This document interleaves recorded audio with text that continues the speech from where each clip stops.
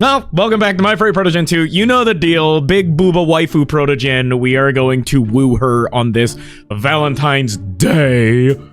Whatever that means. And we're just gonna see where this story takes us today, because we met Xena. Xena, you know, maybe she could be our Valentine too. I don't know. Maybe I could have 2 Valentines. That'd be good. But we're gonna go ahead and move on with the story. Thank you so much for being here. Thank you for watching. If you do like these videos, leave a like. And actually, I wanted to try this out a while back. I heard that if I say subscribe, that the subscribe button under the video will glow with like a rainbow rim.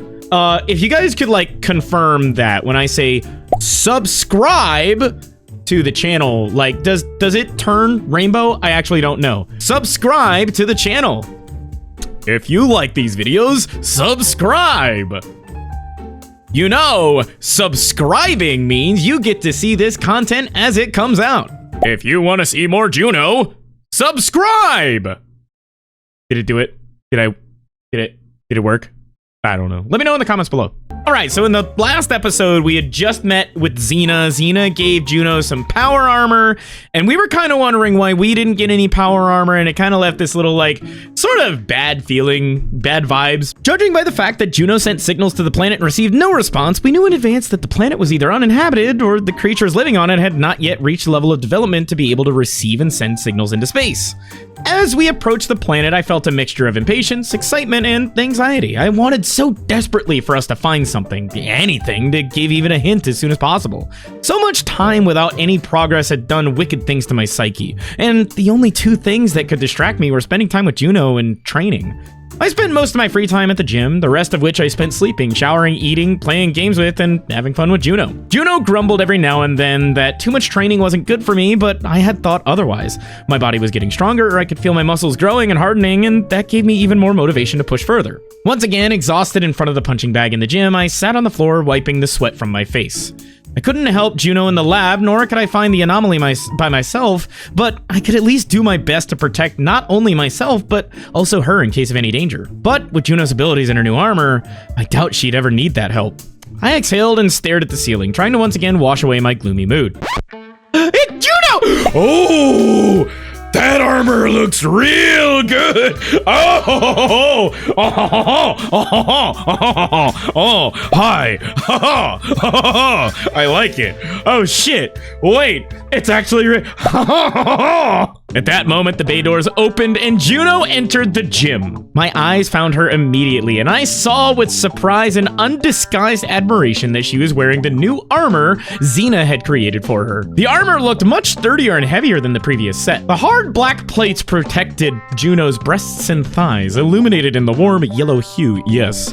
Can we get the rest of her covered, please? Wow! That looks impressive. Yeah, I love it too. It's so comfortable and lightweight. It's like it's not there at all. It's like you're wearing nothing at all. I'm sorry. Xena's a genius, just like I said. A smile appeared on Juno's helmet and she ran her hands over the plates, enjoying their smoothness and comfort. You look very beautiful in it. I would say, yeah, no, the battle women. I like the battle women. I smiled involuntarily, enjoying the way the armor accented Juno's sexy, strong, yet graceful figure. Okay, well, we're doing this, I guess. We're doing this. Oh, thank you. Why are you blushing? You look good. Stop to take the compliment. Let me tell you, you're beautiful. Ah! Juno's helmet reflected embarrassment. By the way, we're approaching the planet, so you can shower and pack. I guess there it is. Juno's got new armor, and she's hot. When I was done getting ready, I stood by the ship's window, admiring the glowing blue ball of light against the black canvas of space. So beautiful. Yeah, it's named 0-1221M. Not very many have explored it yet. Sometimes it felt like Juno was making up those planet names as we spoke. Judging by the atmospheric analysis, you'll be able to breathe safely there, so you won't need any extra gear. And the rifle? Since I've been on the ship, Juno has been actively training me to hone not only my strength, but also my marksmanship. However, I had not yet had the opportunity to demonstrate the results of my training in action. I'll take the rifle. I think just one will be enough for us. If there are intelligent beings out there, we'll try not to contact them. But, Raeal, it's all right. It's just an exploratory mission. It's not like we're colonizing the planet or something. Juno smiled. I still pressed my lips together unhappily, but it was pointless to argue. I Okay, I can definitely see why our protagonist here is getting maybe a little fed up with things, because at this point, it's going from protecting me to treating me like a child. And I kind of see where he's coming from. Like, I get that Juno wants to protect me, wants to keep me safe, wants to keep me, you know, out of harm's way, but when she's doing all this training for me, and she's training me to be able to handle myself for these kinds of missions, it feels a little wrong, I guess, that she would try to be protecting me. I don't know. It just feels wrong. It feels like I'm being babied. It feels like I'm being protected. And I don't, I wouldn't want to be protected like this. I would want to be able to help. The worst feeling in the world for me is feeling helpless, is feeling like I can't provide anything. And that's definitely what I think this guy's going through right now, is he's feeling utterly useless. So I can definitely understand why he's upset at the way Juno is treating him. We got in the jet, which soon lowered us to the surface of the planet. An incredible world of green fields, fresh air, and blue sky opened up before us. The jet descended on a giant field, scaring away a herd of some outlandish, unknown to us animals. They had huge horns and a body covered in scales. Ooh. Dragons? As Juno stepped onto the ground, she looked around admiringly. Wow, look at these funny creatures! I'm a funny creature, can you look at me? I wonder what they are. I'm Raeal. I wish I could get a sample. I immediately frowned, looking at Juno. Sample? You're not gonna chase these things all over the woods, are you? They're not likely to stand around patiently waiting for you to take samples. Juno groaned frustratedly. But there haven't been any explorers on this planet yet. Oh, she's fucking adorable. When she wants to explore, like, when she wants to be, like, exploratory and she wants to, like, learn. She's just fucking adorable. Juno, we have a mission, remember? Let's just focus on that. We've wasted a lot of time as it is. Juno sighed heavily, but didn't argue. See, wouldn't you want to deal with the threat at hand first? Then you can come back later to the planet and, like, you can research. You can do that. Nobody's been here yet. Yeah, but you can research after. Yeah, you're right. She picked up the locator she had prepared back on the ship. So, how do we begin searching? And what are we even looking for exactly? Juno began to adjust the device while explaining the plan to me. I spent a long time studying anomalies. Eventually, I was able to work out something critical about their formation. They all arose from different sources. It was as if somebody had planted seeds at a distance from each other, leaving them to mature so that they would not interfere or attract attention. Anomalies, like everything else, exude a certain energy. And thanks to this locator, we will be able to analyze where the source of the energy concentration is. Wait, energy? Like the one you were talking about? The energy of electrons, right? I frowned, remembering all the things Juno had taught me during our time together. She taught me whole lessons about how the world worked, sharing the knowledge available to her species. The laws of nature, how energy worked within creatures, how the cosmos worked, and how many more concepts well beyond the collective knowledge of my people. Of course, it was not easy for me. There was nothing like it on my planet, and no one would discover the energy of electrons for a long time. But I tried to absorb everything Juno said, and now I had at least a slight idea of how her instruments worked. No, not really. The energy we're looking for is of a more complex nature. Imagine that every being and thing in the universe contains a certain energy in their body. This locator allows us to read it and find the sources of the strongest emission. I'll tell you more about it later. Sources? Yes, some creatures or matter exude more energy than others. For example, these little creatures here are like small sparkles. And what we're looking for is like a huge bonfire.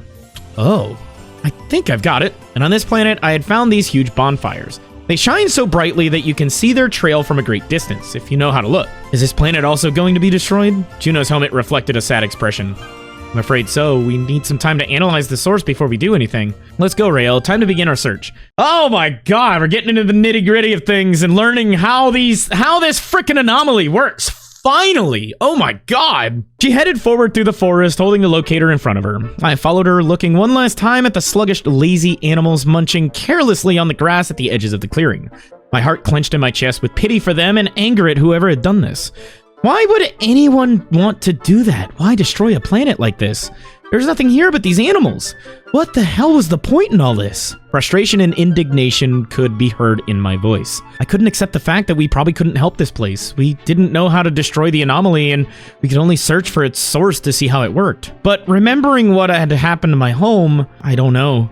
Traveled through space for so long, I've seen different beings. They behaved differently. They had different values. Some destroyed themselves in the struggle for power, resources, and territory. Others have tried to colonize other planets and use them as a source of resources for themselves. But with the single purpose to destroy entire planets for no reason, never seen something like that before.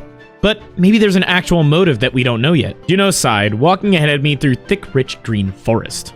Doesn't make any sense. Some damn monster thinks he can decide which planets should live and which ones shouldn't. I'm sorry, and the fact that he's going through and destroying the ones specifically with life, I wonder why. Like, that is a really good question. Juno smiled weakly at my indignation. We're gonna do everything we can to stop it, Raeal. At least we're not sitting idly by. Can't believe this place is also going to disappear soon. It's just not fair. Look how great it is here. I sucked in a breath of fresh air, looking around. The planet looked so much like my home planet that, for a moment, I could imagine being back there. Of course, the forests were much thicker here, and the trees were taller, but so far this planet had reminded me of my home planet the most out of anywhere we'd been. Are there no sentient beings here? Juno shrugged. There might be, but we don't know yet. It's usually pretty hard to gauge if there's intelligent species on a planet if they haven't reached a certain point of development. I remember that when I first saw you, I almost gave my soul to Heavenly Mother. I remember that, but I can't make contact with an alien civilization without scaring them off. In most cases, space travelers try to avoid contact, like with the former inhabitants of the planet where Xena lives. In the past, when its inhabitants were still alive, travelers flew past them because that civilization did not know about the existence of other civilizations in the universe. They sent signals into space, but because there were constant wars on the planet, none of the passing travelers wanted to get involved in all that.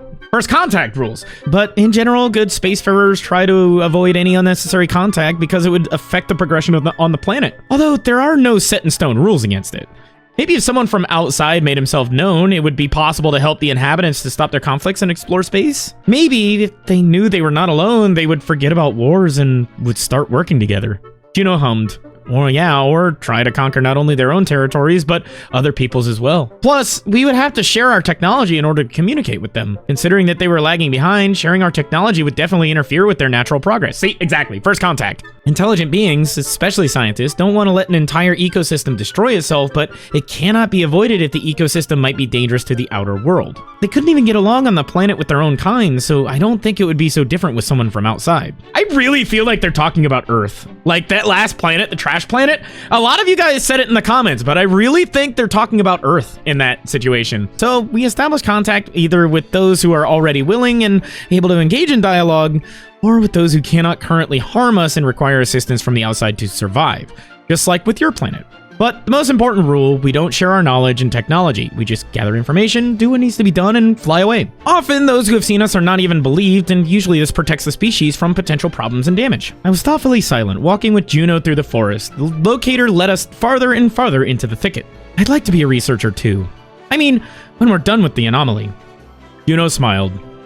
We'll do our best to solve it, Raeal, and then we can plan our future together. Ah! They make me so happy! I'll help you no matter what happens. Why did that make me giggle? Ah! I'm such a fucking simp! I hummed, nodding. I wish I could help you with something too in return. What do you mean? You're already helping me a lot. You may not know about science and technology yet, but you're helping me in other ways. And how exactly do I help you? Juno smiled softly and put her hand on my shoulder.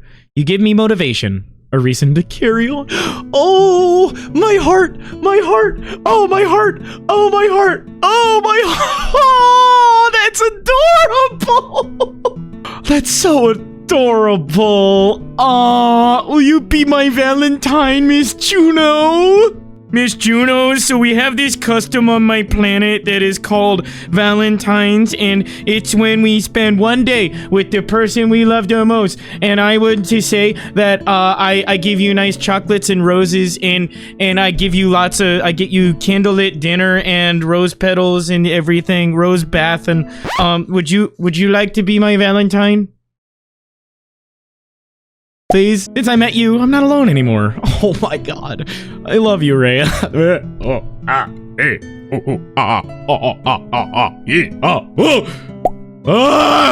I nodded, though there was still an uncomfortable feeling in my chest that I couldn't shake off. I wanted Juno to see me as someone who could actually contribute, not just comfort and moral support. We were trying to take revenge, trying to prevent the same tragedy that befell my planet. I was limited by my knowledge, by my development, but by my strength, by the abilities of my body. All I could do was follow Juno, and if we were attacked now, I couldn't protect her. I couldn't destroy the anomaly myself, even if we found its source. As I looked around, I thought again about the fact that this planet would soon be gone, and I felt even more sick to my stomach. It was a beautiful place, worthy of life. Maybe in a few thousand years, or hundreds of thousands, a civilization would have appeared here too. Or maybe it was already here, just at a level of development where its presence was not yet obvious. Juno told me about how easy it was to find an advanced species on a planet. Their planet is wrapped around satellites and space stations. It shines with signals like a sparkling flashlight. Vehicles fly across the sky and rockets shoot out into space. But if a species has not yet reached this stage, it will have no satellites, no stations, no signals, only cities, countries full of intelligent beings. Maybe somewhere out here on this planet, just a few hours away from us, there was a whole city we didn't even know about. I'd like to see it, and I'd like to see what other creatures might be out there. During this time, I had been traveling through space with Juno. I had only seen her species, Juno herself, and now Xena. And I wondered how different the other inhabitants of the universe were from me. My imagination could not even imagine what the inhabitants of a completely different planet might look like myself or something entirely different. Maybe with a different skin color, a different set of limbs, eyes, and ears. Or maybe they wouldn't have a body at all and would be like Pixie. I could only hope that in the future I would be able to find out. Soon, Juno and I noticed that the forest around us was thinning. Finally, the trees parted and we were on the beach. Wait, are we getting a beach episode? Hold on. Wait, are we getting the coveted anime beach episode, filler episode before the main plot? Because you gotta warn a guy when we're doing an anime beach episode, okay? Especially on a Valentine's video. I wasn't expecting all this romance. With the forest now long behind us, the undisturbed sand entangled itself beneath our toes, and the smell of salty sea water hit our noses. Before us, a vast sea stretching beyond the horizon. The azure waters shone with the glare of a star shining in the sky, and the waves lapped lazily at the shore. I looked around in admiration, admiring the scenery, but before I could say anything, Juno's locator flashed and beeped, indicating that we were getting close. Right over there. Ooh, wait! Are we finally finding the anomaly? Juno pointed to the right. We went further along the shore and soon saw a strange device sticking out of the sand. It looked like a tower of sorts? It stuck out starkly against the scenery. It was nothing like the local flora and fauna. We didn't go any closer as the sand around the device was strewn with the corpses of animals that had inhabited this beach. Oh, it's Sparky. Juno frowned, puzzled. I don't know, but I'm sure that's our goal. We stopped looking at the device from a distance. I think we'd better stay back. Wonder how long it's been sitting here. Juno looked down and pointed at the armored fish-like creatures crawling under our feet. I don't know what they were, but they looked scary enough, even though they were small. Judging by the fact that the contamination zone is still small, this can't have been here for long. So what do? We have to shut it down somehow. Yes, but it's dangerous to approach for now. Juno folded her arms across her chest and thought. Didn't we just destroy it? Like, just throw a grenade at it and be done with it? You don't know what that's gonna do. That may release all the energy and then everything explodes. Juno shook her head. No, that's not a good idea. First of all, we need to study this thing. I'm pretty sure that's the source of the anomaly. And second, we don't know how the anomaly will behave if we destroy its vessel. We could destroy the planet and kill ourselves if the energy is let out all at once. Exactly!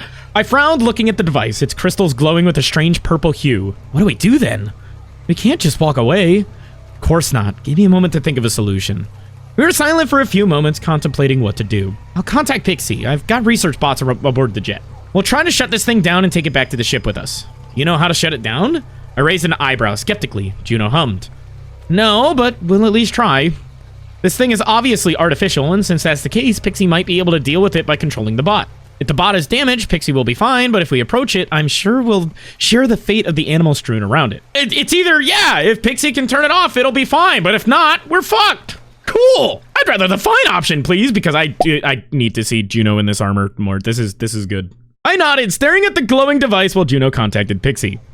Soon the jet lowered onto the shore not far from us, and Juno went inside and came back with a small robot in her hands. Let's see. Pixie, do your thing. Yes, Juno. Juno placed the robot remotely controlled by Pixie on the sand, shifting its small wheels. It scuttled towards the device, quickly covering the distance. It's a good thing this stuff doesn't work on inorganic matter. The bot controlled by Pixie began to probe the device, and after several minutes of waiting, it finally managed to shut it down. The faint purple glow had ceased as if the little light bulbs in the crystals had been extinguished. Juno and I looked at each other and stepped hesitantly toward the device. Ooh, that is phallic. Juno picked it up with her tactical gloves and twirled it around in her hands. Looks like some kind of artifact. Can you tell what it is? I looked around the device, hoping to magically figure out what to do with it, how to destroy it. As if an instruction manual could be found on its shaft detailing what to do next. Well, not quite. It's odd. It feels like the crystals are about to explode. The first time I've seen something like this myself. But after I do some research, I think I can figure out how it works. Juno activated the communication channel with Pixie again. Pixie, get the lab ready. We need a quick analysis. Yes, Juno. Wait, that was me. Why did I say that? We went to the jet waiting for us on the shore, and Juno took the device inside, going straight to the mini-lab. I waited outside, eyeing the halo around the hole in the sand where the device had been. When Juno came out, we were both silent for a while, looking at the animal corpses. Juno pulled out some bags and placed a few samples from the bodies inside. You think we can find the other devices that are placed here and disable them? Juno shrugged, hesitating. Theoretically, yes, it'll take some time, but we can try. There's a chance we can save this place? We disable all the devices, I mean. Juno sighed, unsure how to answer my question. I get where he's coming from, but it's unfeasible. If these are dotted around the planet, you wouldn't be able to find all of them in time, I don't think. We found this one, and it's fresh. There might be one here that's been here for a month, you know? I don't know. We won't be able to make that prediction until Pixie finishes the analysis. We don't know how long these things have been here. The process may be irreversible, but its range is still small. If we hurry up, there's a chance, right? It was a stubborn hope in my voice that didn't want to leave me. I wanted to believe. I wanted to do everything in my power to save this planet. It didn't matter if there were no sentient beings here. Everything else on this planet was living, blooming, and growing. It was a beautiful place brewing with life. My conscience wouldn't let me leave everything as it were. But I also understood that Juno was not a magician. We could only try to do what we could to improve the situation. We'll do our best, Raeal. We'll find the next device and we'll figure it out, but first we need to conduct an analysis. Why? Why wait? We can find them and shut them down right away. Doesn't work like that. If you analyze the device, it might help you pinpoint the other devices on the planet if you do a scan, you know? Like, be patient, my dude. We don't know if there's any point in shutting them down. I don't think this planet could be saved either way. You can't know that for sure. What if those few hours of wait leave this planet no chance? I'm afraid it doesn't matter anymore. Raeal, you have to understand, we don't know how this thing works. We don't know how long these devices have been here. And even if we find them now and disable them all, it won't make any difference. I sighed, realizing that it was useless to argue. Juno was right. It was necessary to get rid of the devices at once to prevent what had happened, but we couldn't do that. The thought of the time we'd wasted checking on Xena made me nervous. What if we'd arrived sooner, just a few days? Would we have caught the moment these devices were placed here? But it was too late to think about that now. The feeling that we'd missed again, that we'd lost another round, slowly appeared in my heart. Raeal, going to be okay. We've got the sample, and now we'll do what we can. Pixie will analyze it, and we'll find out exactly how it affects the planets. I understand, but I just can't sit around and wait. It feels like we're always running late. Juno nodded understandingly and put her hand on my shoulder, squeezing gently. The analysis shouldn't take more than a couple hours. In the meantime, let's just have a little fun. Relax.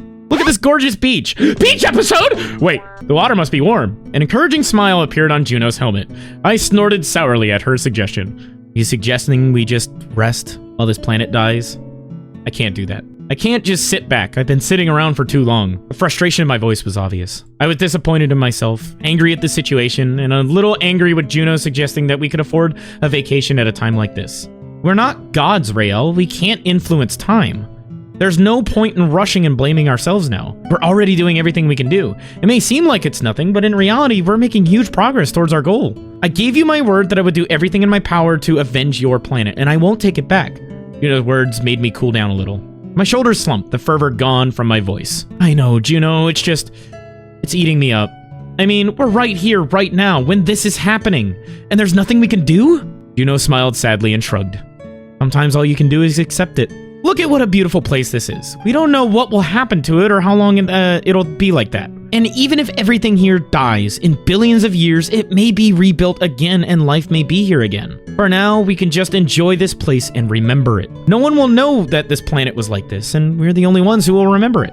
Juno's words made sense. I looked at the shore, at the blue water, at the landscape unfolding before us. Indeed, this planet was in a remote corner of the universe that few had ever charted.